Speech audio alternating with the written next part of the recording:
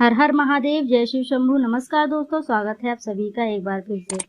दोस्तों, भाद्रपद के महीने की तृतीय तिथि को हरतालिका तीज व्रत रखा जाता है। धार्मिक कथाओं के अनुसार माता पार्वती भगवान शंकर पर प्रतिस्वरूप पाने के लिए इस दिन ही तप की शुरुआत करी थी। उनके कठोर तप से प्रसन्न होकर भगवान शंकर ने उन्हें आशीर्वाद दिया था, जिसके फलस्वरूप माता पार्वती ने उन्हें पति स्वरूप में प्राप्त किया था। यही वजह है कि कुंवारी लड़कियां भी मनचाहा वर पाने के लिए इस व्रत को रखती हैं।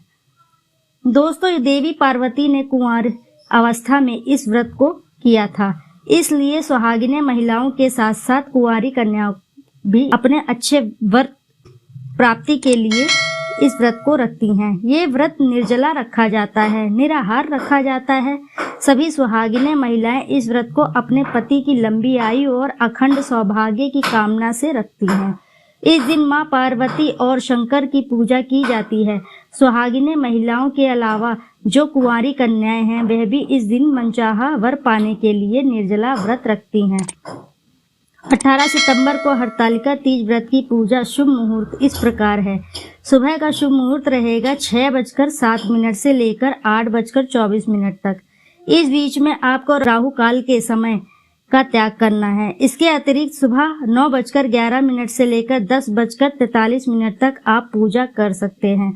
दोपहर की पूजा का मुहूर्त प्रारंभ होगा दोपहर 3:19 लेकर शाम को 7:05 तक रहेगा। इसके अलावा प्रदोष काल का समय रहेगा शाम को 5:39 तक से लेकर 7:09 तक। शाम को प्रदोष काल में की गई पूजा भगवान शिव और देवी पार्वती ही जल्दी स्वीकार करते हैं, इसलिए प्रदोष काल में आप पूजा जरूर करें। व्रत पारण का शुभ मुहूर्त रहेगा 19 सितंबर मंगलवार की सुबह 6:18 से लेकर 8:02 को लेकर आपको ध्यान रखना है कि हमेशा अगले दिन सूर्योदय के बाद ही व्रत खोलना चाहिए और व्रत खोलते समय आप तरल चीजों यानी पानी या जूस का ही सेवन अवश्य करें। उसके बाद ही कोई अन्य पदार्थों को ग्रहण करें। आइए दोस्तों, अब जान लेते हैं हरतालिका तीज व्रत कथा।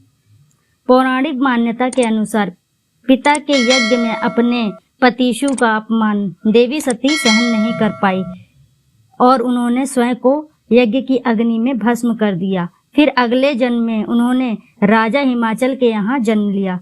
इस जन्म में भी उन्होंने भगवान शिव को ही अपना पति के स्वरूप में प्राप्त करने की तपस्या की। देवी पार्वती ने शिव जी को अपना पति मान लिया था और वह सदैव भगवान शिव की तपस्या में लीन रहती थी। उनकी हालत देखकर राजा हिमाचल को चिंता सताने लगी और उन्होंने नारद जी से इस बारे में बात की। इसके बाद देवी पार्वती का विवाह भगवान विष्णु से कराने का निश्चय किया गया, लेकिन देवी पार्वती भगवान विष्णु से विवाह नहीं करना चाहती थी। उनके मन की बात जानकर उनकी सखियां उन्हें लेकर घने जंगल में चली गई थी, ताकि पार्वती जी के पिता उनकी इच्छा के विरुद्ध विवाह भगवान विष्णु से ना कर दें, क्योंकि माता पार्वती के मन में भगवान शिव को ही अपना पति उन्होंने मान लिया था। माता पार्वती ने मन ही मन में भगवान शिव को ही अपना पति मान लिया था। पार्वती जी के मन में की बात जानकर उनकी सखियां जंगल में उन्हें लेकर चली गई। जंगल में अपनी सखियों की सलाह से पार्वती जी ने एक गुफा में भगवान शिव की आराधना की। भाद्रपद तृतीय तिथि के दिन पार्वती जी ने मिट्टी का शिवलिंग बनाकर विधिवत पूजा